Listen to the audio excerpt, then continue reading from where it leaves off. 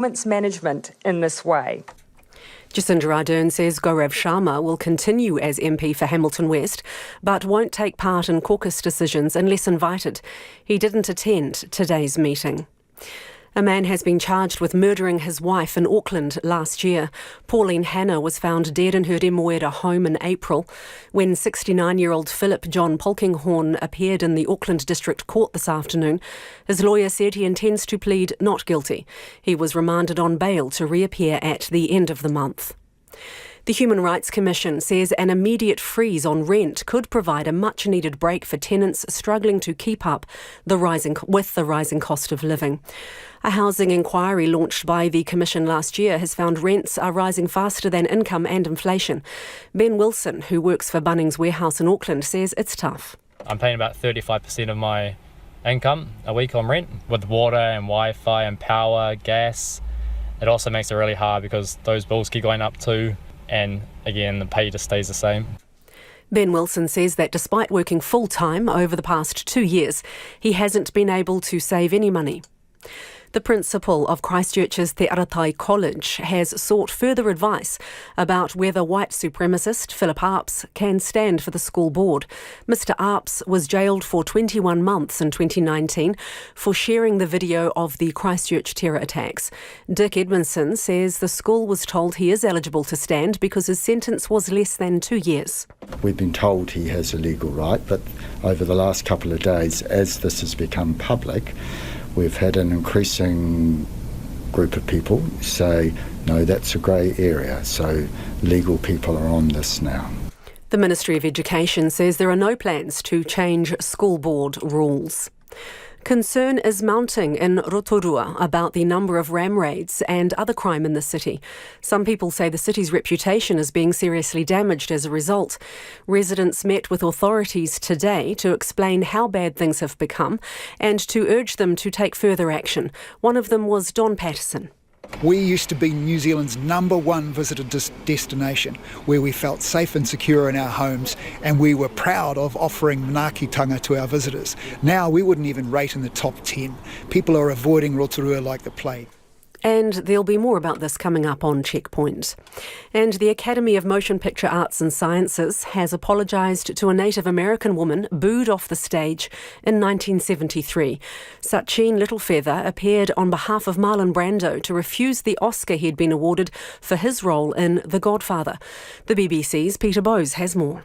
The actress's 60-second speech led to her being personally attacked, harassed and shunned by the entertainment industry. She later said John Wayne had to be restrained from physically assaulting her by security guards at the ceremony.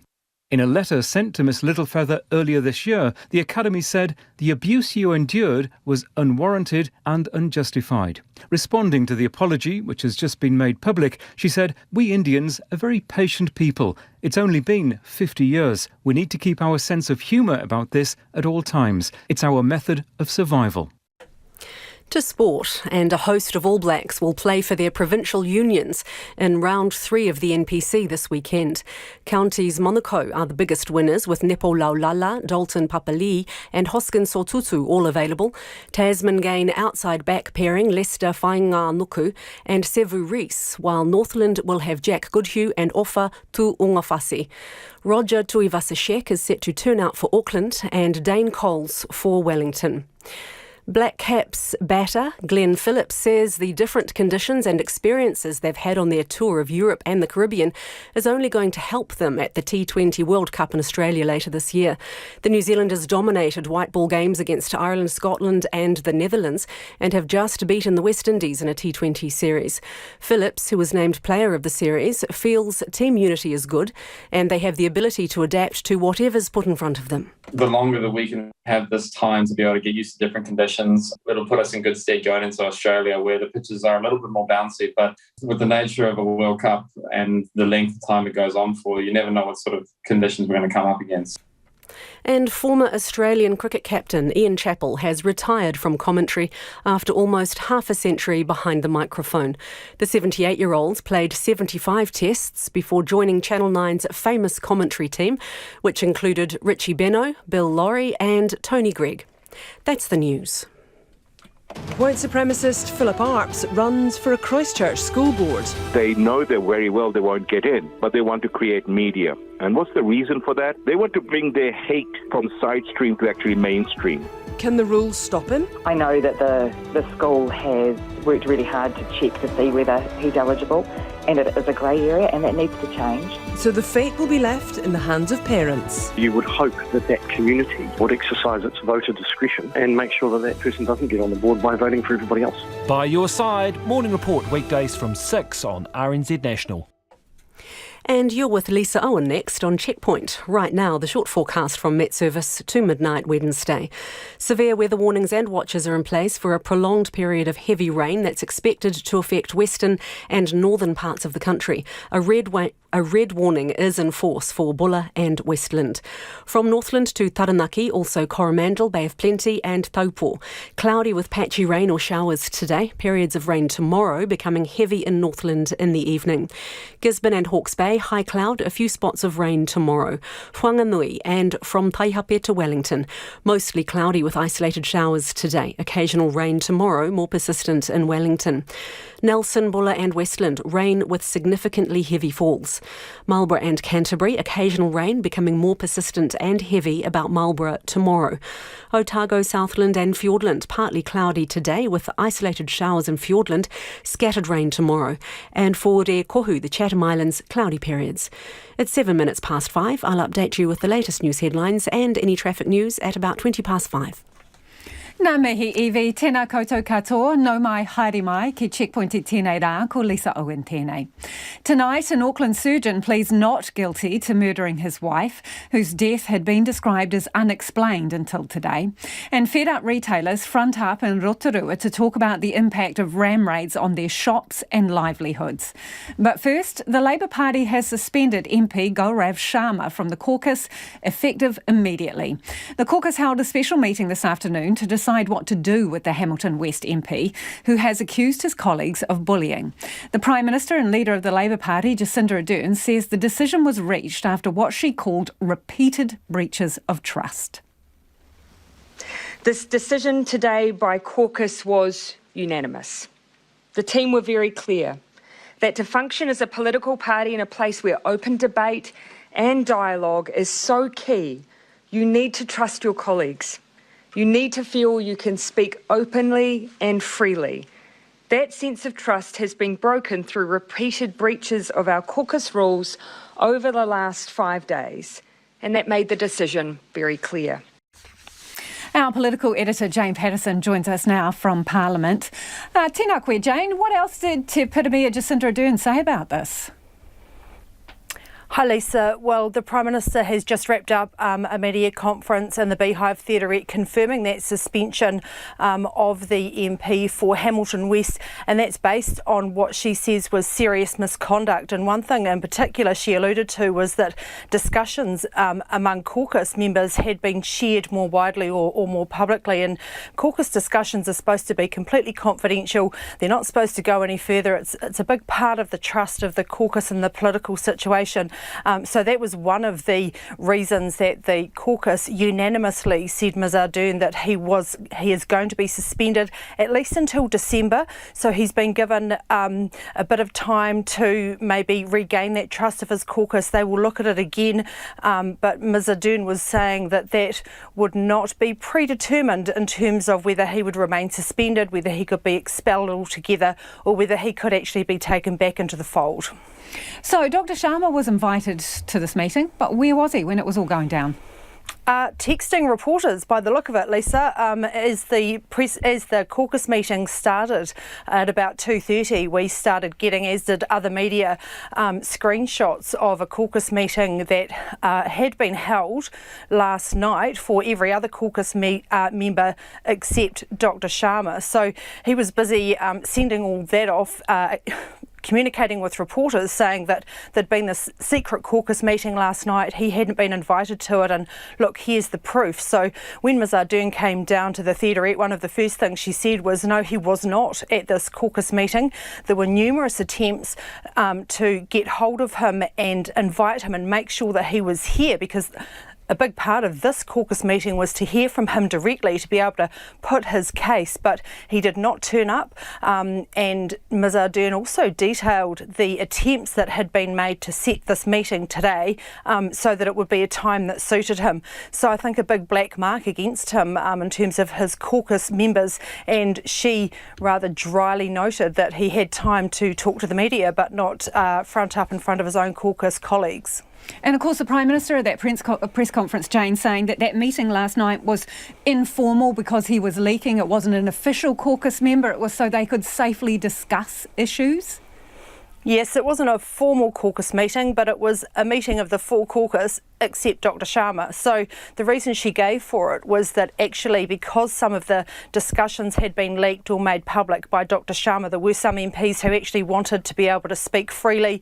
They were worried that, conversations might be passed on to the media or to public. So they wanted an opportunity ahead of this meeting to discuss some of those things in a space that they could trust. So Ms Ardern said that the screenshot, which was of Kelvin Davis at this meeting, was taken mistakenly by another MP who was multitasking, trying to organise the meeting and today's meeting, and mistakenly sent it to Dr Sharma. So look, that's another thing that blew up just in the middle of the deliberations of his own caucus, and I really don't think that would have helped his case at all.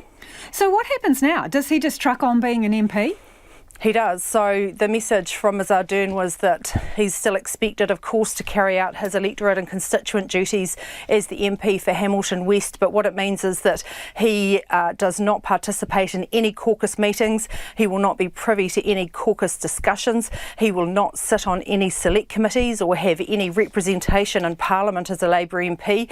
Labour will still keep his vote. They have a large majority, so there's no question that his expulsion could cause problems for them, but regardless, they keep that vote. So, as I said, he's got another a few months until the end of the year to see if he can regain that trust of his colleagues. Ms Ardern said that actually the team were pretty upset about everything that's gone down. It was only last Thursday that this all blew up, but they did want to give him another chance and another opportunity to maybe reflect on some of his behaviour and conduct and have another opportunity to come back in December. She also went into a little bit more detail about what started all of this, and basically it was that staff had complained about Dr Sharma as an MP. It was investigated. The mentor that he was given, he objected to. There were more complaints, and this process was going on, and again he objected to it, and a hiring freeze was put onto him. Ms Ardern said that as a result of the Debbie Francis report, they're now intervening much more early if there are staff problems, and that has caused some, quote, complexities around the place. But she was very much focusing today that Labour had a duty of care to the people who are employed to work for MPs, and that has really been a focus that's potentially been lost in all of this drama over the last couple of days. Thanks for the update, Jane. That is our political editor, Jane Patterson, joining us live there from Parliament. It is 14 minutes past 5. Kia mau tonu mai. Stay with us. You're listening to Checkpoint on RNZ National. Really keen for your feedback on that one. Immediate suspension from Labour's caucus of the MP Gaurav Sharma, effective immediately. We just learnt that from the Prime Minister's press conference. Text us your thoughts 2101, or you can email checkpoint@rnz.co.nz. An Auckland surgeon has been charged with the murder of his wife, Pauline Hanna. Hanna was found dead in her home in the Auckland suburb of Remuera in April last year. Amy Williams has been in court and she joins us now. Kia ora, Amy. What happened in court today? Oh, kia ora, Lisa. Well, Philip John Polkinghorne appeared in the Auckland District Court this afternoon. It was a preliminary hearing to consider his application for bail. Judge Andrea Manuel remanded him on bail. His lawyer, Rachel Reid QC, said he intends to plead not guilty. So far, that plea has not formally been entered. She did, however, oppose media applications to film and take photos in court. She said it was a very difficult day for her client and added that his mother's health is precarious and life-threatening. Judge Manuel said the media are the eyes and ears of the public, and she approved the media applications. There was no application for name suppression today. And Amy, what is the background to this? Just remind us. Yeah, the couple lived in Remuera, a leafy suburb in Auckland, and held professional jobs. Ms Hannah was a senior staff member at the former county's Manukau DHB, and Polkinghorne, her husband, who was facing the murder charge, is an eye surgeon. He was reported to have retired shortly after his wife's death. The company's office records show he was once a director of the Royal College of Ophthalmologists. It has been a lengthy police investigation. 16 months have passed since Ms Hannah was reported dead, and Polkinghorne is due to reappear in court at the end of this month. Thanks, Amy. That's Amy Williams, who was at the Auckland District Court today. Now, let's get to some of your feedback coming in already on the suspension of the Labour MP, Dr Sharma. Andrew says on Facebook, I've yet to see Mr Sharma produce a shred of evidence to support his claims. Another says, beyond angry at this coward. But what if Mr Sharma has been bullied now that he's been sacked? Well, hasn't exactly been sacked, has he? Suspended from caucus to be reviewed in December. Fed up Rotorua business owners believe the amount of emergency housing in the city is contributing to a recent spate of ram raids. There have been well over 400 raids nationally in the past 12 months, and Bay of Plenty businesses are among those most targeted. With the majority of offenders so far escaping arrest, locals are saying enough is enough. They met with police and community leaders this afternoon to talk about how bad things have become and to urge them to take further action. Leonard Powell reports from Rotorua. Dozens of Rotorua locals poured into the Arawa Bowling Club this afternoon, many of them small business owners, all of them with plenty to say about how ram raiders have affected their lives and livelihoods. We used to be New Zealand's #1 visitor destination, where we felt safe and secure in our homes, and we were proud of offering manaakitanga to our visitors. Now we wouldn't even rate in the top 10. People are avoiding Rotorua like the plague. That was Rotorua local Don Patterson. He says it's an entirely new phenomenon in the city, which he puts down to offenders seeking notoriety. They just love being famous, so they jumped on that as an opportunity. And of course, with the gangs, they know that these young ones don't get punished, so they send them out to do their dirty work. And as far as the public goes, we're fed up with it. You know, our community's been given a real kicking for the last 3 years, and it's about time that changed. And the people are seeing that the police are overstretched, the resources can't cope, and now it's going to be on to the business owners to put bollards and security systems in place, fog in their businesses. That's not a nice way to operate. You know, that's just not fair. Today's meeting follows the ram raid of a Rotorua service station earlier this week. It was the third time the station had been targeted, with thieves stealing $10,000 worth of cigarettes, vapes and sunglasses. Media weren't permitted to attend the meeting itself, but RNZ managed to catch up with attendees outside.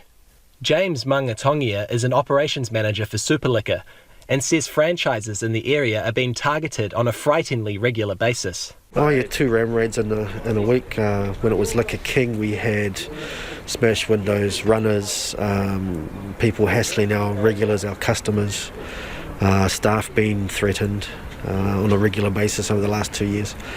So it would be, we need to feel safe.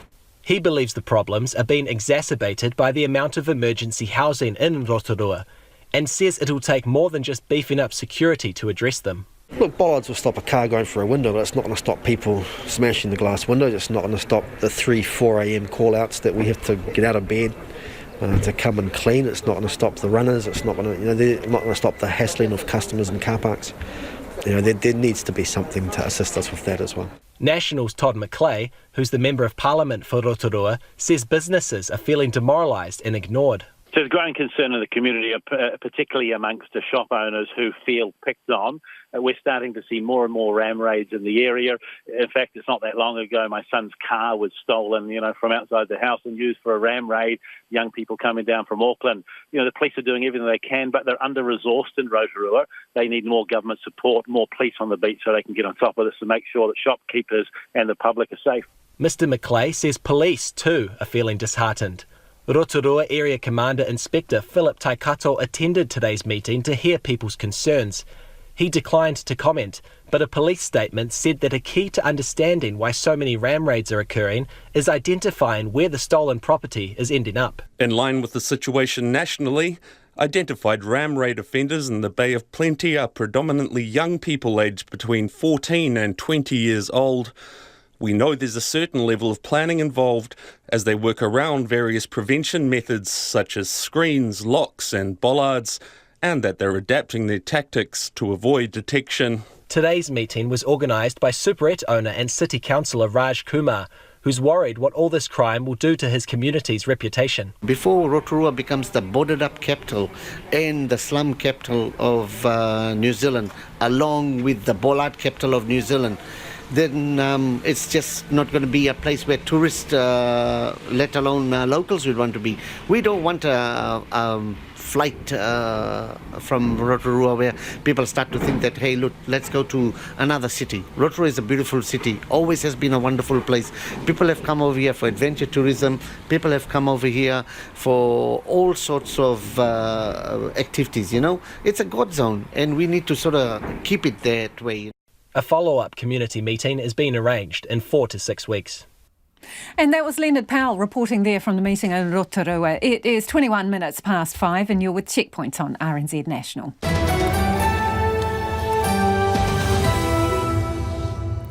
And coming up, a senior cyclist calling for more bike lanes. And Homai Ofakaro, would love your feedback on anything you've heard on the program this evening. Text is 2101, tweet us at Checkpoint RNZ, or flick us an email. The address is checkpoint@rnz.co.nz. Time to go to the headlines now. Ko iwi anō tēnei. Kia ora, Lisa. The Prime Minister says caucus has unanimously agreed to suspend MP Dr Gaurav Sharma effective immediately. Jacinda Ardern says it's the most appropriate response to what she described as repeated breaches of trust by the first-time MP. 69-year-old Philip John Polkinghorn has been charged with murdering his wife, Pauline Hannah, who was found dead in her Remuera home last April. His lawyer says he's pleading not guilty. Rotorua locals say the amount of ram raids and other crime in the city is seriously damaging its reputation. Residents met with police and political leaders today to explain how bad things have become and to urge them to take further action. The principal of Christchurch's Te Aratai College has sought further advice about whether white supremacist Philip Arps can stand for the school board. Mr Arps was jailed for 21 months in 2019 for sharing the video of the Christchurch terror attacks. Dick Edmondson says the school was told he's eligible to stand because his sentence was less than 2 years. And the Academy of Motion Picture Arts and Sciences has apologised to a Native American woman booed off the stage in 1973. Sacheen Littlefeather appeared on behalf of Marlon Brando to refuse the Oscar he'd been awarded for his role in The Godfather. Those are the headlines. Looking at traffic, red rain warnings. That's quite hard to say. Red rain warnings have been issued for Bulla and Westland, so that weather will be affecting driving conditions. Don't drive if you don't have to. We'll update you with the latest headlines and any other traffic news at about 5:40. Yeah, I wouldn't want to say that 3 times fast, Evie. Ngā mihi. The Human Rights Commission says an immediate freeze on rent could provide a much-needed break for cash-strapped tenants. The Commission launched a housing inquiry last year, finding rents are rising faster than income and inflation. Mohammad Alafishat reports. A home is considered unaffordable for someone to rent if they need to spend more than 30% of their income to keep that roof over their heads. Every dollar over means less for essentials, healthy food, and heating in winter. At the beginning of the pandemic, the government implemented a temporary 6-month freeze on rent increases to ease the pressure on renters.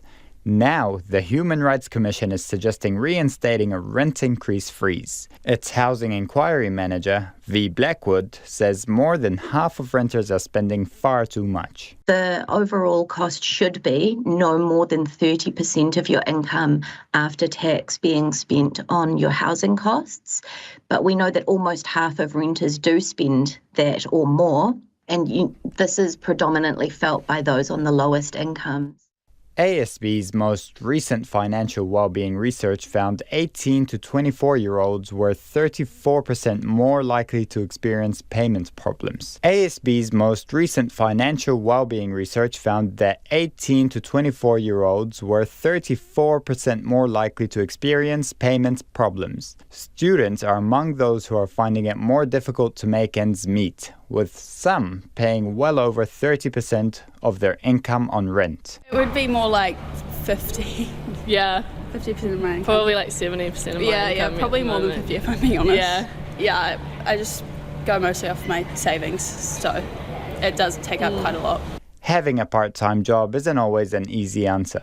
But it's like also hard because we're both working part-time and studying full-time, and it's like kind of hard to manage at times as well. Because you also want to do extracurricular activities like sports and all that sort of stuff, so trying to fit it all in and get good grades and all that stuff is really hard. The Green Party backs the Human Rights Commission's call for an immediate rent freeze. Its co-leader, Marama Davidson, says students are in hardship. Far too many students in profound hardship, and that's not acceptable. We shouldn't accept that that's just the way it is for students, because we should realise the long-term negative impact that has on their mental health, on their ability to be successful in their own studies and learning. This pensioner says she rents a damp, cold home. I think that the rent increase freeze is good. More than half of my income is for the rent alone, and I'm on the benefits. The proportion of people renting in Aotearoa is increasing. A third of New Zealanders now rent their homes. Ben has a full-time job and wants to save money but simply can't. Yeah, so with pay increases and inflation and with our rent going up but our pay from work staying the same, it makes it a lot harder, as I'm paying about 35% of my income a week on rent with water and Wi-Fi and power, gas. It also makes it really hard because those bills keep going up too, and again the pay just stays the same. The Human Rights Commission will launch the next stage of its housing inquiry later this month. I know you're going to have some thoughts on that one, so do get in touch. Should there be a rent freeze? Let us know what percentage of your income you're paying in rent, and I'm curious to know what city or town you're in. If you are a landlord also, would you freeze rents on your properties? Text us 2101 or email checkpoint@rnz.co.nz. Let's get to some of your other feedback now. This is on the MP Gaurav Sharma being suspended from Labour's caucus. Dean from Waipukuro says a good and fair move by the Labour caucus. I was astounded by his arrogance and deviousness. Another one says, well done to the Labour caucus and their leader for being decisive and also showing a duty of care. Flip side of the coin though, this person reckons Ardern and Labour have demonstrated ruthless behaviour over the treatment of their MP who begged to be different. Do keep it coming, 2101 on the text. A tribunal has ordered self-styled justice campaigner Scott Guthrie to repay a family thousands of dollars he charged them for supposedly voluntary work and then failed to deliver on his promises. The Northland family had a relative in jail and Mr Guthrie claimed he could help. They believed his advocacy and advice was charitable and therefore free until he billed them close to $10,000. In desperation, the family paid, with one relative taking the money out of KiwiSaver. But they say they got nothing in return and Scott Guthrie demanded thousands more. In September, Checkpoint confronted Mr Guthrie following our own investigation. Initially, he denied invoicing families for his services. Well, that would have to be totally incorrect. You'd need to send me a copy of that because I would refute that. Absolutely. It's come from your email address. Lisa, the initial invoice was, yes, 10,000, and it was rejigged because... So you did send them an invoice for $10,000 then? I think we discussed it. Look, no, Scott, this is really important. This is a vulnerable family. I have in front of me here an invoice, which is from you. It has your name, your address, it has your bank account, your cell phone contacts, and your email address on it. You billed this family for $10,000, didn't you? Yeah. Absolutely. Yes, sorry. When I'm looking at my invoices now, you are correct. Can you please clarify for me, Scott, whose bank account did this money go into? Was it your private bank account? Correct. Are you going to give this money back to this family? If that's what they want, absolutely no problem. They want the money back, Scott. Are you going to give it back to them? I've got no issue with that, Lisa. Since then, independent victim advocate Ruth Money stepped in to help the family and she took their case to the Disputes Tribunal and won. Mr Guthrie's been ordered to pay the family back more than $8,500 before the end of the month. Now, Checkpoint tried to contact Mr Guthrie today.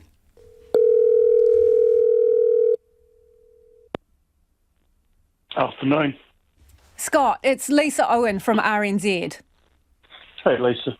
Hi. Hey, Scott, just letting you know I'm recording this conversation. I am ringing because the Disputes Tribunal has ordered you to pay back that family $8,500, in excess of $8,500. Are you going to do that? No comment. So, Scott Guthrie didn't want to talk, but joining us now is independent victim advocate Ruth Money. Kia ora, Ruth. Can you tell us a little bit more about what the court found in this case? Kia ora, Lisa. Essentially the court has found that Mr Guthrie didn't act with any reasonable care or skill. He did seek payment for his, inverted commas, professional services, which, let's remember, Department of Corrections, he was on a specified visitor status, so he wasn't even allowed to be doing that, but he did it, even though he denied to you and Corrections initially that he was doing that. He did do it.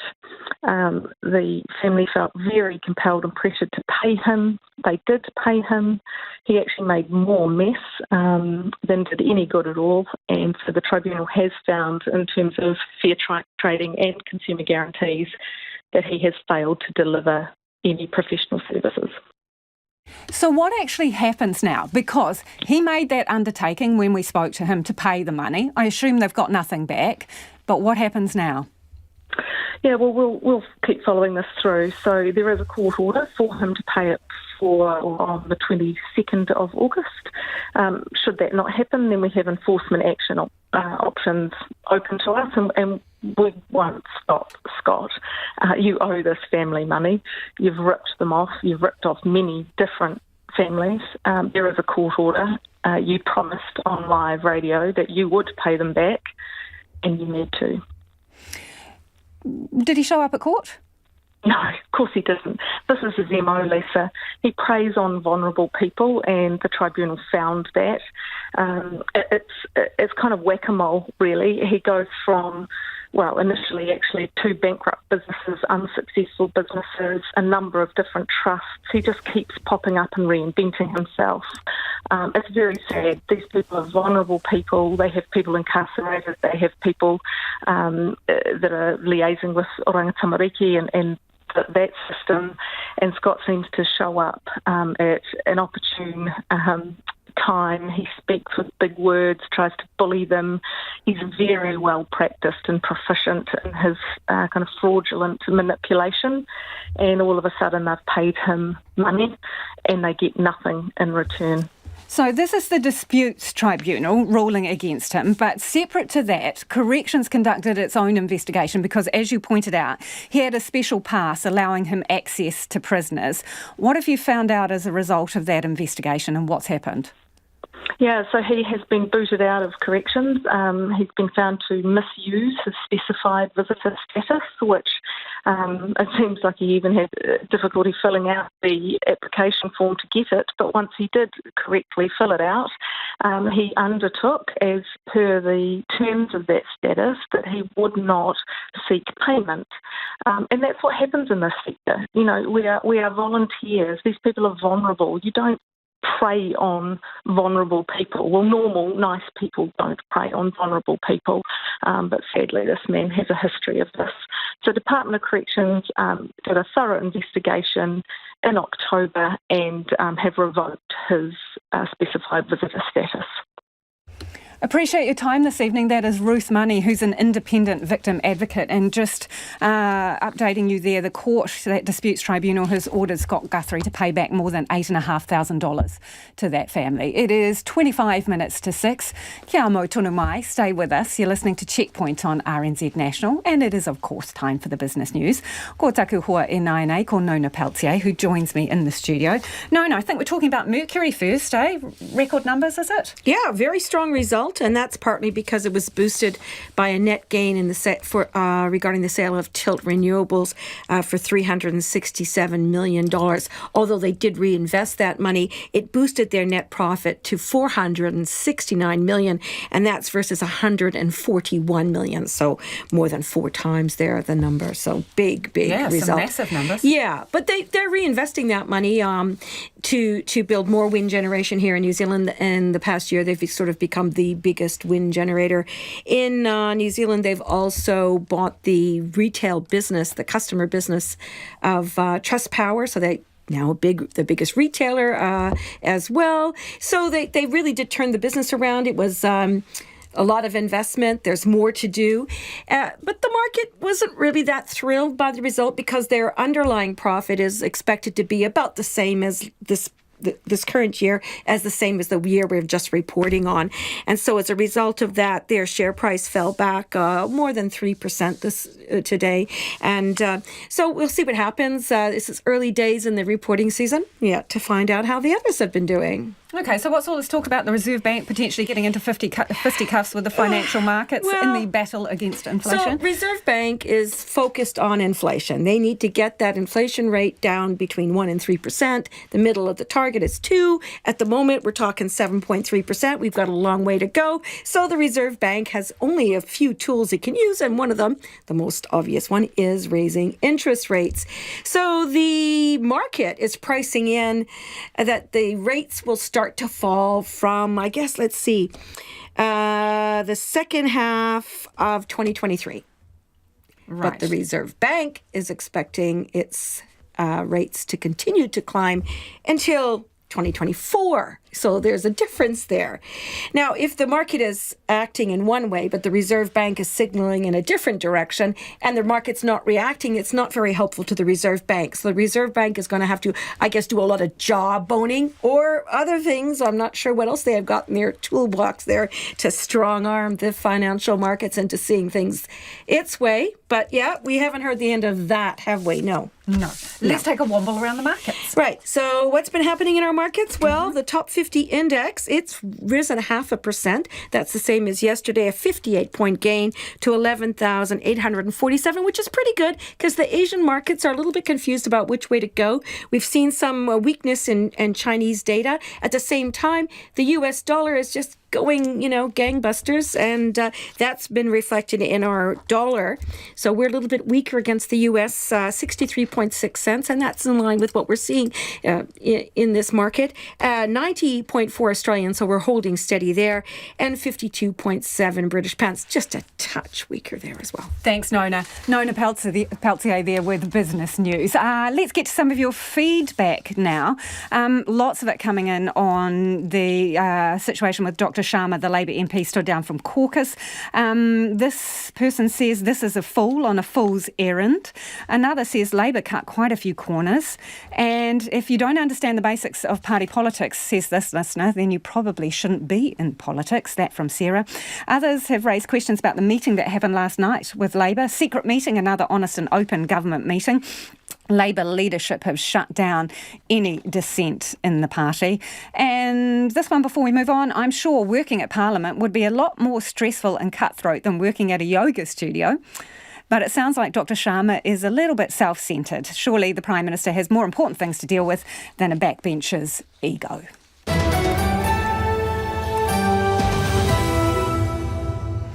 It is almost 20 to 6. Do you feel like everyone but you was on holiday overseas? Don't despair, because it ain't all plain sailing or flying. More on that shortly. And don't forget, you can text us about anything on the program, 2101, or you can tweet us at Checkpoint RNZ.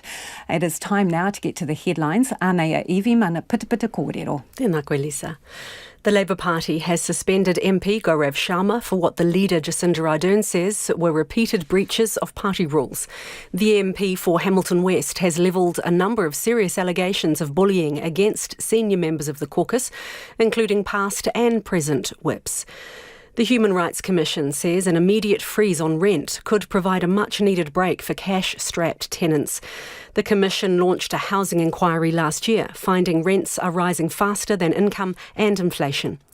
The school board candidacy of white supremacist Philip Arps, who was jailed for sharing the video of the Christchurch terror attacks, has led to calls for tighter school board rules. But the Ministry of Education says there are no plans to change the legislation.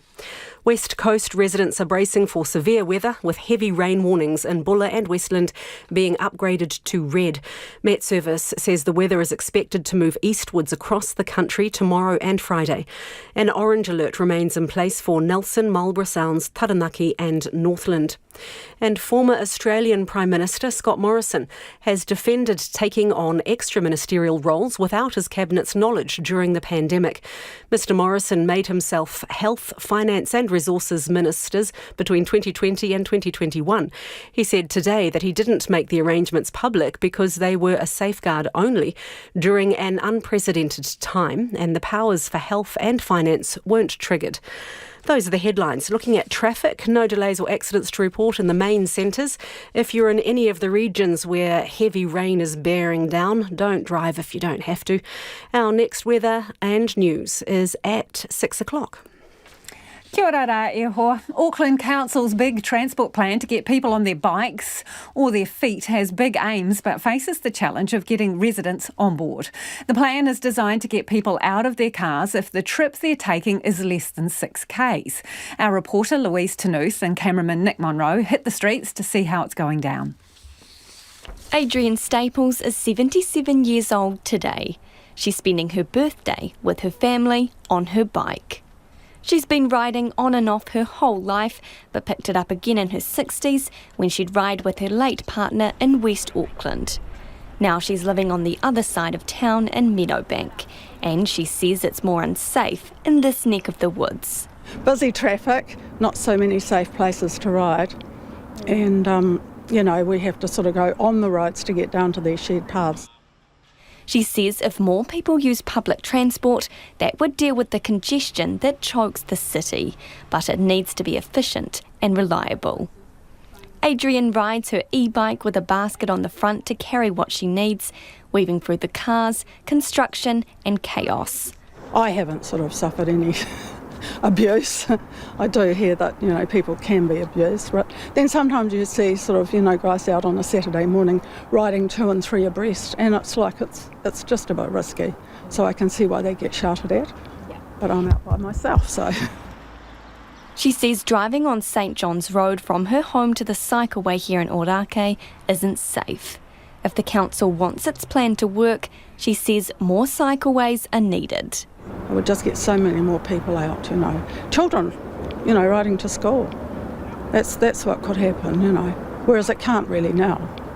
It's just the roads are just too busy. It's too dangerous.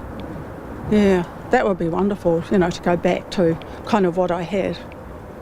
Anyhow, fingers crossed. Can be a birthday wish. Cyclists we spoke to are pretty keen on the emissions reduction plan. Yes, I know they've done it in other cities. Why can't we do it here? Because I enjoy biking and being out, but I can see it's got some problems and issues for some people. But for it to be possible, safety needs to come first. We're all retired, we can bike at a time that's reasonable, but I wouldn't be biking on this road. We have to use a footpath, it's just too dangerous. And I think every cyclist you'll talk to who's a casual cyclist like we are, they all say the same thing. It's pretty unsafe in Auckland unless you're on a bike track. And realistically, getting people off bikes, they have to do something with public transport. That's by far the most important thing. Nobody's going to go shopping on their bike. And then comes the question of those who need to transport children or goods on their journeys. You then have the issue of who is driving during peak time, who doesn't have the opportunity to cyclists, people who might have kids or have got multiple people and they're trying to get between jobs. It's kind of who are you putting that burden on would be a big question there. I do deliver bits and pieces sort of thing, so in a practical terms, it's a van, I need to deliver things. Charmaine Vaughan from Bike Auckland says they're in support of the council's plan, but they need safer options. So we need safer, smarter, sooner infrastructure like this cycle path here over all of Auckland for everyone to be able to start reducing short car trips is a great place to start, and then move on to being more comfortable with riding further to do more activities. For those on the fence, she's encouraging people to think about other benefits cycling brings. Give it a go. It's probably the most fun you'll have arriving at a meeting. It's not just better for the environment, it's great for your mental and physical health as well. Auckland Councillor Richard Hills told 9 to Noon the council's already working on improving public transport, reducing speeds around schools to make it safer to cycle, and switching to electric vehicles. He admits it's an ambitious plan, but one he says needs to happen. There's a lot to do, and the government's asking us to do this, business is asking us to do this, and the next generation is kind of demanding we don't keep heating up the world and leaving them or the next generation to deal with. Councillors will vote on whether to adopt the plan on Thursday. If you were listening to that piece from Louise and Nick on radio, do check out the video. We'll put it up on our webpage. And tomorrow they will be speaking to motorists about what it will take to get them out of their cars and onto a bus, bike or train. So we're keen for your feedback on that one. Do you reckon you could leave the car at home a little bit more? And what would it take to shoehorn you out of it? Text us on 2101 or email checkpoint@rnz.co.nz. It is 5:45. Members of Christchurch's Linwood community are horrified a white supremacist is standing for a local school board. Philip Arps was jailed for 21 months for sharing footage of the Christchurch terror attacks. His attempt to make it onto the board of multicultural Te Aratai College has led to calls for election rules to be tightened, as Jean Edwards reports. Linwood mother Michelle Turner is deeply concerned a white supremacist wants to be on the board of her 16-year-old son's school. Why would anyone vote a man that just wants to come in to disrupt everyone else just for the fun of a game? My kids' education ain't something to play with. Others in the culturally diverse suburb are also worried. One, it's really terrifying, and two, it's allowing young people to be exposed to those ideas really early on, and it sounds like a very malicious intended ploy, really. I think it's very wrong, and it's very wrong for anyone to encourage, because obviously we come from New Zealand where there's a lot of different diverse cultures, and it will definitely make other children in that school not feel comfortable that are of colour. You know, what it sounds like is anyone can get on the board nowadays, but just hope that there's people there to stop things like that, really. Another Linwood woman, Anissa Trinder, says someone like Philip Arps shouldn't be in a position of power and influence. I don't think it's to say that anyone who's incarcerated shouldn't be able to, have a change of opinion and have that sort of influence. But obviously he's not doing it for the greater good. He's doing it for his own personal agenda and propaganda, which is incredibly concerning and also divides people. Philip Arps was jailed for 21 months for sharing footage of the Christchurch terror attacks. The massacre at the Al Noor Mosque and nearby Linwood Islamic Centre, where 7 people lost their lives, is still fresh in many people's minds. Te Aratai College principal Dick Edmondson says the school was told Arps was eligible to stand because he was sentenced to less than 2 years in prison. We've been told he has a legal right, but over the last couple of days, as this has become public, we've had an increasing group of people say, no, that's a grey area, so legal people are on this now. Mr Edmondson has sought clarity from the Ministry of Education and the School Trustees Association. The association's president, Lorraine Kerr, says the rules should be tightened to include police vetting. Anyone who puts their name forward to stand for a board, the reliance is on them swearing when they sign a nomination form, swearing that they haven't been a bankrupt or been imprisoned for 2 years. Social policy researcher Dr Liz Gordon says there should be far more school board safeguards. Not anybody should be put in a position of power over children, and that's to an extent what Board of Trustees have. And I think there should be all of the same protections and rules as are in place for any children's charity. The Ministry of Education says there are no plans to change the legislation governing the eligibility of school board members. Philip Arps swore and hung up when RNZ called to ask why he wants to be on Te Aratai's board. The election runs until September the 7th. Jean Edwards with that report from Christchurch, and it is almost 10 minutes to 6. You're with Checkpoint on RNZ National. Right. The Police Commissioner says many children have been let down by police responses to abuse in state care. It was the police force's turn to front the Royal Commission on Abuse and Care today to explain their roles in a state care system that saw thousands of children abused and neglected. Jamie Tahana is following the hearing. Andrew Costa and his deputy, Tanya Kura, spent all day under cross-examination. It's clear many have suffered greatly. It's also apparent that some have received inadequate service from police. This has been difficult to hear. For many of the children who ended up in state care, it was interactions with the police that saw them torn from their whānau. The Royal Commission has heard from several children who were placed into state care for crimes as minor as truancy or stealing lollies. and many of those were Māori. After hearing witness testimony of experiences with the police, Mr Costa was asked if racism was an issue. And it's someone's experience that I certainly am not here to disagree with, and I won't. What I can't really speak to confidently as to what extent that was reflective of police practice at the time and what was going on there. But, I certainly understand that different communities come from quite different starting points in terms of their relationships with police. And there's a deep history that sits behind that. Mr Costa also admitted that children were assaulted while in police custody. And while he doesn't believe to it have been standard practice, it could have been widespread. Under cross-examination, he and Deputy Tanya Kura were asked to respond to testimony of experiences in the 1970s and 80s. In one case, a 15-year-old was handcuffed to a chair and beaten by officers with a phone book, so it wouldn't leave a mark.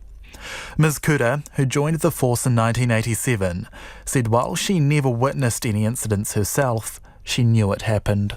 For me, there were some instances of knowing, not that I saw, but knowing that potentially somebody had been assaulted for a confession. Well, what I realised is that actually that's not a widespread thing that everybody did, but when you first start, that was something that did surprise me. Other people would talk about it. Mr Costa was asked why children who were abused in state care felt they wouldn't be believed if they went to the police, and why prosecution rates were so low between 1950 and 1999.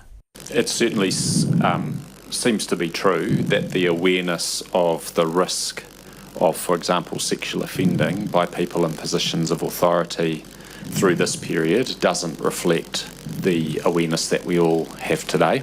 Responding again to witness testimony, this time from the 80s, he was asked to respond to a case where a sexual assault complaint was set aside because the victim was written off by officers as promiscuous. What's your comment on the kind of language that's being used in this report? That today would be completely unacceptable. In terms of attitudes at the time, I can't say whether that reflected a bias that existed generally in community or whether it was something that was a feature of the police mindset, but clearly, you would not expect to see something like that today. Mr Costa said there's no doubt many children were let down by police responses. But he says the force today is vastly different to even the one he joined in 1996. And he wants children being put through the justice system to be an absolute last resort. Andrew Costa says police culture and attitudes have changed dramatically and continue to change. It is 7 minutes to 6 and you're with Checkpoint on RNZ National. Some of your feedback on the prospect of a rent freeze is eye-watering. This person says they spend 70% of their income on rent and they're in Otaki. 49% of my income goes to rent, says Neil from Auckland. Reese says if you freeze rents to help tenants, then you also need to freeze the landlord's costs, which are primarily rates and insurance. And Dunedin Knight's got in touch to say $770 a fortnight in rent, middle income earner, approximately 39% of the income goes to rent without a flatmate. Do keep it coming, 2101 on text. One of the country's largest travel agencies says international bookings are back to 90% of what they were pre-COVID. Flight Centre says the rebound has been remarkable, but there's a few teething problems as the travel and aviation industry tries to meet demand quick, smart, with trained workers pretty scarce. Well, joining us now is Flight Centre Travel Group New Zealand's Managing Director, David Coombs. David, where is everyone but us going, please? I know they're going everywhere. It's been an amazing rebound of demand, and I guess that's not surprising. Kiwis love to travel. We definitely saw. Initially it was very much about visiting friends and relatives, and then more recently, over recent months, we're seeing a lot of demand for Fiji, Rarotonga, Cook Islands, Aussie, and Hawaii as well. Now that we're seeing some more capacity back in there. Yeah, but there's hiccups we hear. So what are the biggest ones? Oh, look, it's a challenge. This is an industry that really had to contract at the beginning of COVID, and the whole travel and tourism ecosystem, really, airlines, airports, etc. And as a result, the upscaling is proving challenging, and that means that we're seeing rescheduling of airlines at short notice because there's a lack of people. There are people getting sick. There are some quite well-documented issues around luggage challenges and luggage making the next flight. So, there are some challenges, and it's a matter of, being prepared, getting the best advice, and, weighing up, how much you're prepared to travel. Yeah, the checkpoint team has noticed that. We're not just talking about 1 or 2 bags, are we, going missing, going AWOL? No, it's pretty well documented, and certainly sort of up in Europe and North America, we've seen examples of a lot of baggage being lost, and that's an example of it's quite hard to get people back into the industry at the same rate as the demand for travellers coming back. So how has travel changed since COVID? I mean, are you sort of waiting at the airport for 3 hours before you get off the ground, or what's the deal? Yeah, look, we would advise to get to the airport a little bit earlier, and also those connection times between flights, you really want to talk to an expert before you go and make sure you're leaving enough time, because that's where we're starting to see sometimes that luggage, for example, won't make it onto the next flight. So it's really important that you talk to your expert, drop into your local flight centre store. If you do it yourself direct and you do it online, firstly, you don't have all the right advice. And secondly, there's some quite well-known issues in how long you might wait on a call centre to get help, as opposed to talking to your local travel agent. David, I suppose disruption and a few teething problems means there's a higher demand for your services. So I suppose that's the silver lining for you guys in some ways, with the greatest of respect, because it's more difficult to navigate, isn't it, on your own? That's absolutely right. There was always a place for a travel agent, but we are certainly seeing a lot of DIY customers, if you like, who are coming back to, to travel agents. And, we understand that it's about security and it's about peace of mind. We've released a product today called the Captain's Package, which has a combination of benefits like waiving change fees, because there are a lot of changes to schedules, lost baggage tracking services, 24/7 assistance, et cetera, et cetera. So really trying to cater products and the expertise and keeping our amazing people who are working so hard in our stores up to date with all the best information to give our customers the very best advice. So what's different about your lost baggage tracking that an airline won't be doing?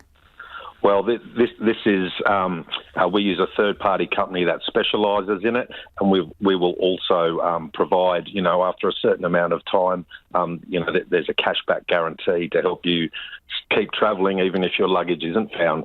So, this is a company that specialises in tracking baggage around the globe. Imagine that insurance has never been more important than right now in terms of travel. It never has, and we used to say if you can't afford travel insurance, you can't afford to travel. That is even more relevant right here, right now. But you know what? It's worth it because it's so exciting to get out there. And if you're well prepared and you've got the right products and the right protection, let's get out and open up the world for ourselves again. Really appreciate your time this evening. That's David Coombs, who is the Flight Centre Travel Group New Zealand's Managing Director. So, yeah, if you're feeling a little bit down in the dumps because you're not the ones heading overseas, it's not all rosy, as you heard there. Let's get to some more of your feedback here on Dr Sharma. That is the Labour MP who's been expelled from caucus. This listener says, Dr Sharma appears to just not understand as an MP. He is not all-powerful. On the other side of the coin, this listener says, it is clear that the Labour Party cancels any minister who tells the truth. Margot's written in support. She says, Dr Sharma is our electorate MP and was kind and supportive when we contacted him. Ironically, it is Jacinda Ardern's language that sounds controlling and bullying. Margot goes on to say he's had impressive success outside of politics, and it is likely he's become frustrated with the level of incompetence that he has encountered. On the subject of rents, Phil has got in touch to say it is no wonder rents are going up. The stupid government have pushed more costs into rental owners by removing the ability to claim mortgage interest. It's not rocket science. If it costs the business twice as much to provide a service, the cost of the service goes up. A rent freeze won't help. It's a temporary relief. They should roll back the stupid tax changes they introduced without consulting anyone and instead bring in capital gains tax, as that won't impact the renters of existing house stock. It's not rocket science, he says. Bunch of muppets, Phil reckons. Do keep your reckons coming. We're interested in your thoughts on anything you've heard on the program this evening. 2101 on text. RNZ News at 6. Good evening. Kia ora tātou, ko Evie Ashton tēnei. The Prime Minister says Gaurav Sharma has broken the trust of Labour's caucus. At a special meeting this afternoon, the Hamilton West MP's fellow MPs unanimously voted to suspend him from the caucus. Mr Sharma has repeatedly claimed he's the victim of bullying by senior party MPs and parliamentary service over the past few days. Jacinda Ardern says he hasn't followed the rules like everyone else. Caucus has determined suspension is the most appropriate response to the repeated breaches of trust from Gaurav over recent days. This means Gaurav will continue as the Labour MP for Hamilton West and be expected to be present in Parliament. Under the terms of his suspension, Gaurav Sharma won't be able to take part in caucus events or activities unless invited. Former Australian Prime Minister Scott Morrison has defended taking on extra ministerial roles without his cabinet's knowledge during the pandemic. Mr Morrison made himself Health, Finance and Resources Minister between 2020 and 2021. He said today that he didn't make the arrangements public because they were a safeguard only during an unprecedented time, and the powers for health and finance weren't triggered.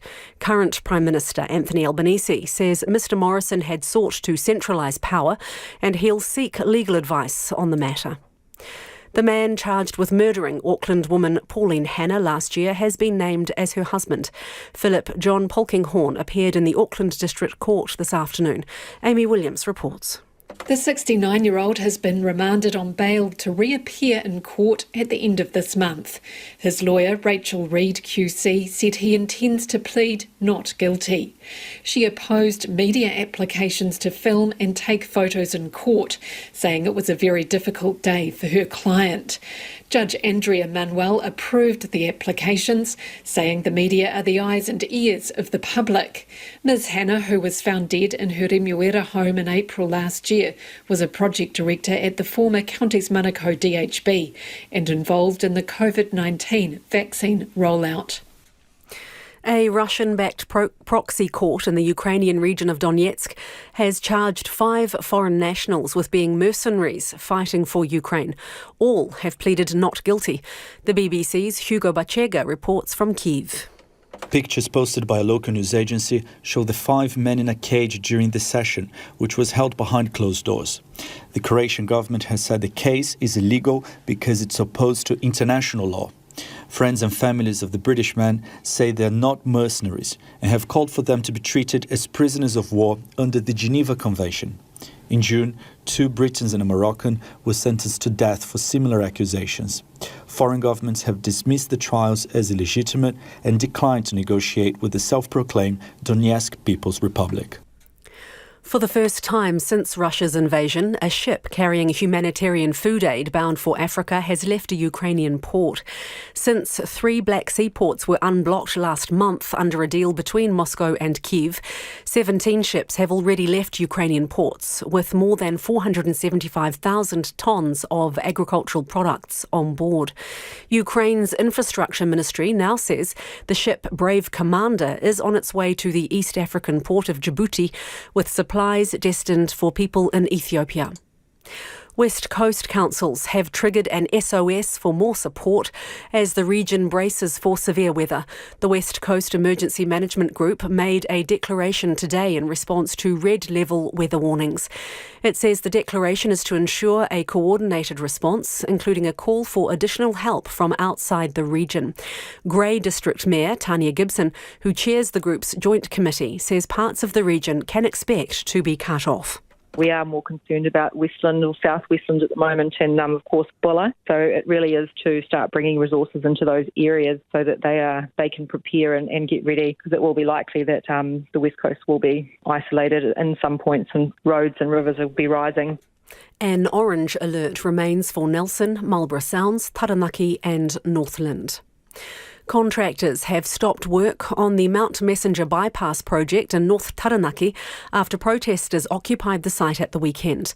Waka Kotahi says between 15 and 20 people broke through security fencing and entered the work site at the summit of Mount Messenger on State Highway 3. It says that for the protection of its workers and the protesters, contractors stopped work yesterday. The protesters say Waka Kotahi has ignored alternatives to the bypass that would prevent natural habitat loss. The agency says such claims have been found wanting in court and resource consents have been granted for the project. And a top jockey who indecently assaulted another man while drunk has lost a bid to escape conviction. Matthew Cameron, a two-time former champion, applied for a discharge without conviction when he appeared for sentencing in the Hamilton District Court today. Open Justice reports that Judge Thomas Ingram declined the application and sentenced Cameron to 90 hours community work. He also ordered him to pay emotional harm reparation to the victim of $900. In sport, New Zealand may not get to play in the Under-17 Women's Football World Cup later this year, now that FIFA has suspended hosts India. FIFA says the Indian national body has been unduly influenced by third parties. Barry Guy has more.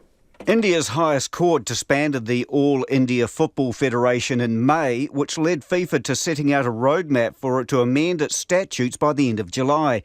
That deadline has now passed. FIFA says the suspension will only be lifted once the Indian Federation regains full control. FIFA also says the World Cup tournament cannot currently be held in India as planned. New Zealand Football say they're continuing to prepare the team wherever the tournament may be played. New Zealand finished third at the last event in 2018. Liverpool's been held to another draw in their second match of the English Premier League season, drawing 1-1 with Crystal Palace. After 2 rounds, Manchester City and Arsenal are the only teams with maximum points. Former India captain Kapil Dev is calling on cricket's governing body to protect the Test and one-day international formats amid the global growth of lucrative T20 competitions. Dev has told the Sydney Morning Herald the ICC has a bigger responsibility to prevent international cricket becoming like European football. And the All Blacks have climbed 1 spot to 4th, above England, in the latest World Men's Rugby rankings. Ireland remain number 1. That's the news. The proof is in the pudding? What is this, a cooking show or what? If you have a nice proof, no mathematical equations and, watch out, it is the new theory of relativity. Nights with Brian Crump, Monday to Fridays, after the news at 7. You want to put it in pudding, Einstein? On RNZ National. You're back with Lisa Owen next on Checkpoint. I love that promo. Now, the short forecast from Met Service to midnight Wednesday. Severe weather warnings and watches are in place for a prolonged period of heavy rain that's expected to affect western and northern parts of the country. A red warning is in force for Bulla and Westland.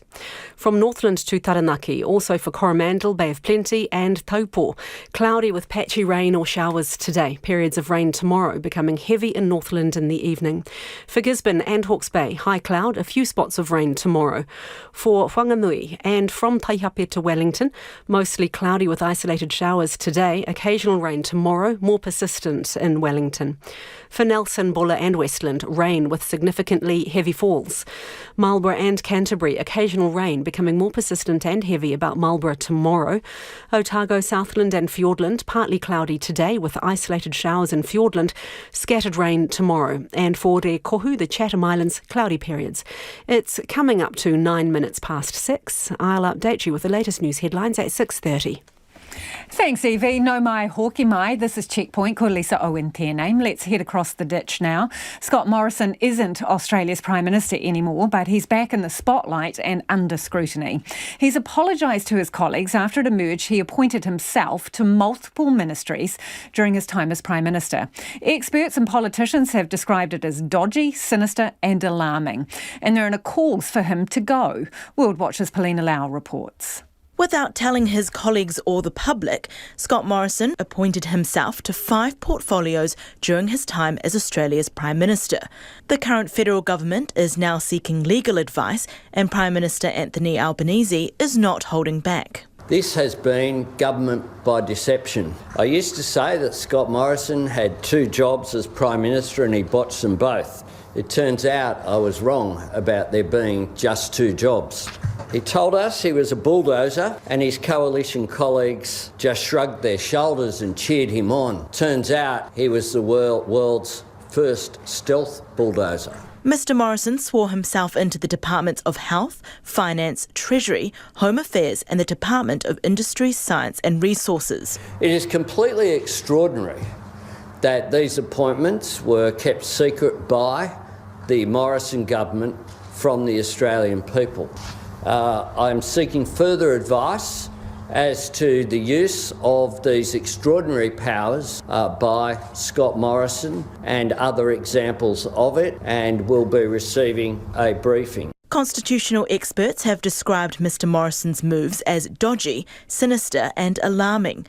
Earlier today, Scott Morrison defended appointing himself to the portfolios. You know, when you look at things outside the tempest in the calm seas, you know, people will make their judgments. But for those who are actually in the middle of it and responsible for it at the time, and the lives and livelihoods of millions of Australians, and I was facing press conferences every single day, and people were expecting me to be taking responsibility for all that, and I was certainly held to account for that. He insists the decision-making in the portfolios of Health, Finance and Resources weren't subject to Cabinet approval, so he didn't have to notify the Cabinet colleagues at the time. But he has since released a statement apologising to his colleagues. Mr Morrison says in hindsight the arrangements were unnecessary, but he had not recollected these arrangements and that there was a lot going on at the time. Constitutional expert Professor Anne Toomey says it's untenable Mr Morrison had no recollection. Absolutely staggering. How could you not remember that for some unknown reason you decided that it was important enough to contact the Governor-General and to make sure that you were sworn in as a minister responsible for those two very important portfolios in May 2021. I don't have a great memory, but that's certainly nothing that I'd forget. Former Home Affairs Minister Karen Andrews says she was blindsided by the news. She's now calling for Mr Morrison to immediately resign from Parliament. The highest levels of Australia's intelligence agencies were also unaware. Former Prime Minister Malcolm Turnbull says it's astonishing. This is one of the most appalling things I've ever heard in our federal government. I mean, I'm astonished that Morrison thought he could do it. I'm astonished that Prime Minister and Cabinet went along with it. That's the department. And I'm even more astonished that the Governor-General was party to it. I mean, this is sinister stuff. It's unknown whether Mr Morrison will be investigated by the soon-to-be-established federal anti-corruption body. Associate Professor of Constitutional Law at Monash University, Luke Beck, says while it was legal, there are other implications. Convention in this country is that the identity of ministers is published in the Gazette, that the identity of ministers is known to Parliament. I think at the very least, the current Parliament needs to pass a law that requires every time the Governor-General appoints somebody to a ministry or to an extra ministry, that be published in the Gazette. Mr Albanese is expecting to receive advice from the Solicitor-General by the end of next week. And that was World Watch's Paulina Lau. To the US now, where the State Department says Iran's response to the attack on author Salman Rushdie is despicable and disgusting. Iran's foreign ministry says the author is to blame for the attack, which left him critically injured because he denigrated the world's Muslims. Iran has also denied any links to the man who stabbed the 75-year-old author. The BBC's Nomia Iqbal reports from Pennsylvania, where Mr Rushdie remains in hospital.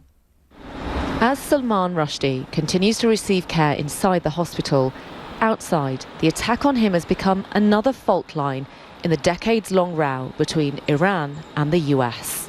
America's top diplomat, Antony Blinken, has hit out at Tehran. It was in 1989 when the country's then spiritual leader issued a death sentence on Salman Rushdie for his book, The Satanic Verses. In a statement, the US Secretary of State denounced Iran for inciting violence against the author for generations. Mr Blinken also accused the country's state media of gloating, calling it despicable. After news emerged of the attack, many outlets called it divine retribution. Iran's government has now reacted, saying it categorically denies any link with the attack adding that no one has the right to accuse Tehran of anything. We don't see any other parties who should be blamed or condemned other than him and his supporters. Freedom of expression and such slogans cannot justify insults against religious beliefs and fundamentals of Islam and other divine religions. Iran also says it knows nothing about the 24-year-old American suspect arrested at the scene and later charged with attempting to murder Mr. Rushdie. Hadi Matar has pleaded not guilty. There are allegations he was sympathetic to the Iranian regime, but the suspect's motive has not been officially established. At the New York State Institution, where Mr. Rushdie was attacked, writers and artists say they're not deterred. They continue to gather in solidarity as Salman Rushdie starts his long road to recovery. Staying in the US, Conservative politicians there are railing against economic migrants they say are crossing the southern border from Central and South America en masse. But a growing number of US citizens are becoming economic migrants themselves, going to Mexico to chase the lower cost of living. In many cases, they're bringing their US salaries with them. CNN's David Culver reports on the impact it's having in Mexico. Look past the charming cafes, scenic parks, flashy apartments, and you'll see this capital city for what it's becoming, a refuge for migrants. I grew up in New York. LA. Atlanta, Georgia. Perhaps not the border crossing you expected. Americans leaving pricey U.S. cities, heading south to work from home in Mexico City. It is starting to feel like home. I've been here for several months already. Born and raised in the U.S., Eric Rodriguez hardly speaks Spanish and admits he's not here to rediscover his Mexican roots so much as to save money. So in San Diego, my apartment was probably $2,500. For one bedroom? For studio. For studio. Here, I have a one bedroom and I pay $800 a month. The State Department says 1.6 million U.S. citizens live in Mexico, but they don't say how many are living and working there on tourist visas. The Mexican government does not track that data either, but they recorded more than 5.3 million American tourists flying in during just the first 5 months of this year, nearly 1 million more than that same period in 2019, pre-pandemic.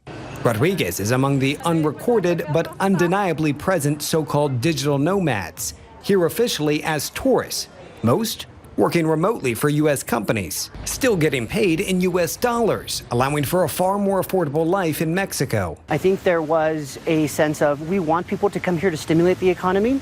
Thank you for being here. But I know that recently there's been kind of complaints from locals about the effect that expats living here has had on their own lifestyles. Sandra Ortiz is one of them. Los precios más elevados porque saben que es puro extranjero. The prices are going up high. She said it's difficult because a lot of these foreigners come and they have a bunch of money to be able to spend on some of these apartments and rents. For more than 50 years, Ortiz and her 4 siblings ran a restaurant popular with locals on a prime corner in the increasingly desirable Roma neighborhood. But as prices climbed, Ortiz says it became unaffordable for the family. And in February, she says they were evicted. All their belongings piled onto the sidewalk. You had 5 minutes to get everything out and move it out of the business. So where do the locals go? That's what we need to be asking ourselves, Fernando Bustos Grospe tells me. The pandemic, coupled with global inflation, have made matters worse, leaving locals in fear of a culture clash. This is part of the problem, he says. The expats move here because it's cheap, not because they want to truly immerse in the local culture. Families like the Ortizes feel they're getting pushed out. Sandra and 2 of her siblings now working at another restaurant, no longer the owners. The thought of visiting their old restaurant? Too painful. We went by, renovations already underway. High-end apartments coming soon. It is 19 minutes past 6 and you're with Checkpoint on RNZ National. Let's get some more of your feedback now. A lot of you have been getting in touch about the price of rent and your thoughts on whether there should be a rent freeze. Kay says 65% of my supported living payment goes on a private rental in Wellington. No choice about moving and can't go on the social housing list, Kay says, because I'm not homeless. Judith says it's showing kindness to freeze rents. We are landlords and we've already done this voluntarily for a year. A lot of families are in difficult financial times. Rowan says regarding a proposed rent freeze, the major costs incurred by landlords are rates and insurances. These have been increasing by more than 10% a year for the last 4 years at least.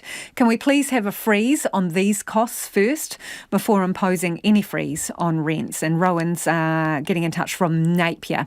On biking in Auckland, Erin from the North Shore says, if I had an option to cycle or walk across the Auckland Harbour Bridge, would absolutely take my e-bike more places. I don't think you're alone in that one, Erin. And Chris says, we live in Warkworth. We're in the city for 2 days per week. It's very easy catching the bus, but because we have a small dog, we can't use the bus. So drive. You can take small animals on trains, but not buses, Chris says. Frustrating. I thought there was a trial for small animals. Someone might be able to remind me what the outcome of that was. And Viv says, biking in Auckland is impossible. It's too big. People are too time poor. Sort out the public transport. Make it amazing and people will use it. It is 20 past 6 and you're with Checkpoint. Climate experts in Australia say the chances of a third consecutive La Nina event are increasing, bringing with it the threat of more floods on the east coast. It means already devastated communities are facing the possibility of another sodden spring and summer. The ABC's John Daly reports. This might be the other floods. In Marlene Renke's home office, reams of paperwork detail the damage left by floods on her family's farm near the Queensland town of Grantham. Left high and dry by flood relief. The thought of another scares her. Horror. Frightened. It's disaster. We lost a dog in 2011. The flood came so quickly and he drowned. Yeah, it's a very emotional thing because my cousin, water went up to her guttering. She says every time there's a flood or rains, she panics. The Renke family would normally keep cattle and grow hay on their farm. Glenn Renke says they've not had an income from the property since the last floods in February. Well, we can't get on the ground. We planted once and then the second flood come and it washed it out again. So when you see predictions of, another wet spring and summer, how do you feel? Oh, not looking real good. Not much else we can do about it. You can't stop it. The US Oceanic and Atmospheric Administration has lifted the risk of a third consecutive La Nina event based on changes in atmospheric conditions and Pacific Ocean temperatures. Agus Santoso is an associate investigator at the Australian Research Council's Centre of Excellence for Climate Extremes. He says another La Nina is now more likely than not. Back a few months ago, it was 50 to 60%, and now has increased, probably increased by about 5 to 10%. A triple La Nina is actually quite rare. It has happened 2 times since 1950s. Adding to the likelihood of another sodden spring and summer is a climate driver in the Indian Ocean, known as the Indian Ocean Dipole. It's now in a negative phase, meaning heavy spring rains for the southeast of Australia. Matthew England is a climate scientist at the University of New South Wales. Yeah, so it means for the eastern seaboard, so from Queensland right down to Victoria, that we'd expect to have higher than average rainfall conditions. And so the Indian Ocean Dipole aspect, that negative Indian Ocean Dipole would bring the heavy rains down to sort of southeast Australia around Victoria, southern New South Wales, and La Nina would tend to hit the Queensland, New South Wales. And with higher than average rains comes heightened risk of floods. Obviously, 2 summers in a row we had catastrophic floods at different parts of the eastern seaboard. The chances of that occurring again are much, much higher with a third La Nina. Authorities in Queensland are already telling the public to prepare for another summer of flooding. The Bureau of Meteorology will update its outlook for La Nina later today. Scotland has become the first country in the world to legally require public buildings to provide free sanitary products and female toilets. The move is to tackle so-called period poverty, where young women don't have the resources to buy period products when they're menstruating. The BBC's Iona Hampson has more. Of the 1.8 billion women that menstruate each month, over 500 million across the world are estimated to face period poverty, when those on low incomes can't afford or access suitable period products. In Scotland, the new law means local authorities have a legal duty to provide free items such as tampons and sanitary pads to anyone who needs them. Georgie Nicholson is from Hey Girls, a social enterprise working to tackle period poverty in the UK. We just hope with the examples that Scotland are making today, this is the start of actually the new norm, instead of people sort of sniggering when they see a period product or hiding one up your sleeve when you go to the loo. We're hoping that when people now go into public bathrooms, that they see the period products there and it just is a normal way of life. Around the world, a handful of US states and countries, including New Zealand and England, have passed laws mandating schools provide free menstrual products. Taxes on period products have also been lowered or scrapped in a number of other countries, like Nigeria, Kenya, Lebanon and Australia. Yet it remains an enormous issue worldwide.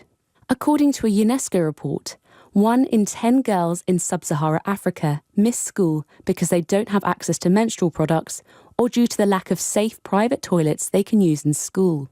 And in India, where education on feminine hygiene is limited, the country's National Family Health Survey found only 36% of women use sanitary products during periods, one of the reasons why millions of girls drop out of school each year.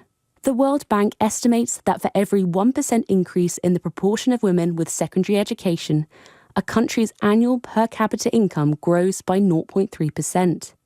Alleviating or eliminating period poverty is now being considered a vital way of not just supporting people during their time of the month, but also developing wider society and national economies.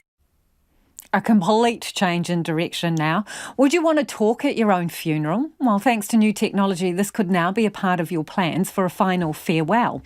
A firm has combined holograms with artificial intelligence to allow the deceased to seemingly answer questions from their mourners.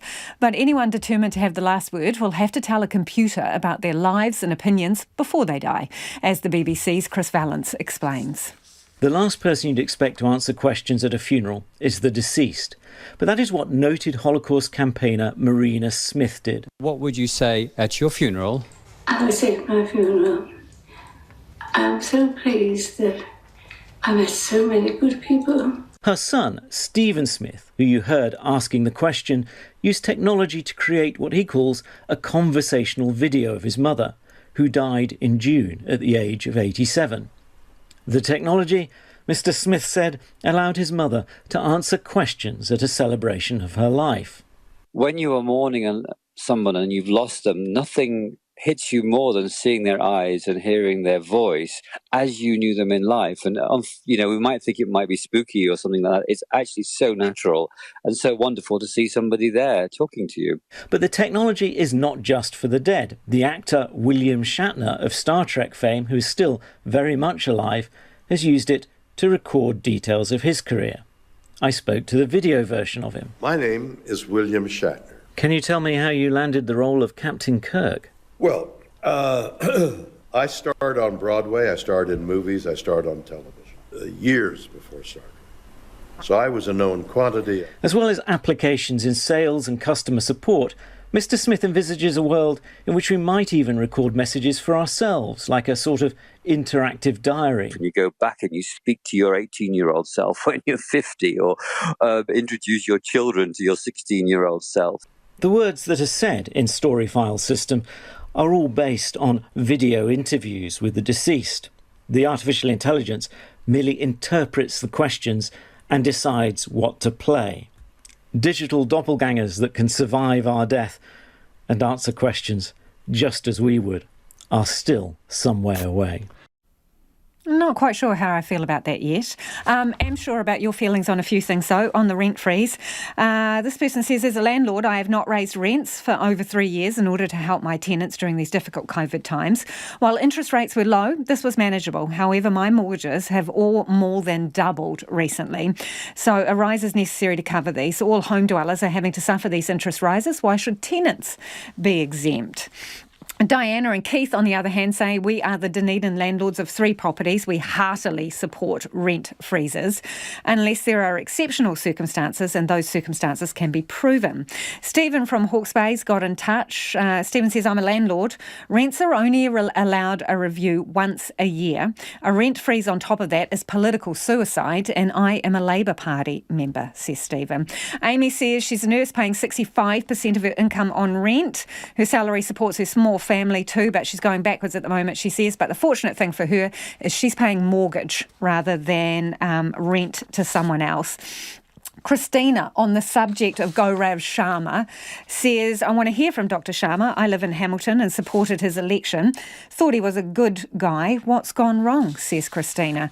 And this last one from Bob, who's from Auckland. Where is the evidence that crime is deterring tourists to Rotorua? Exactly what do they want the police to do? Well, funny you should mention that, Bob, because tomorrow, ko te kaupapa tuatahi popo on First Up from 5 a.m. You will hear more on retail crime in Rotorua. Locals will tell First Up it's only a matter of time before they take the law into their own hands. So Bob and everyone else, tune in 5 a.m. First Up. They'll have more on that story. RNZ News headlines at 6:30. Kia ora tātou, ko Evie Ashton tēnei. The Prime Minister says Gaurav Sharma has broken the trust of Labour's caucus. At a special meeting this afternoon, the Hamilton West MP's fellow MPs unanimously voted to suspend him from the caucus. A state of emergency has been declared for the West Coast, where severe weather is forecast. The husband of Remoera woman, Pauline Hanna, has been charged with her murder. Philip John Polkinghorn appeared in the Auckland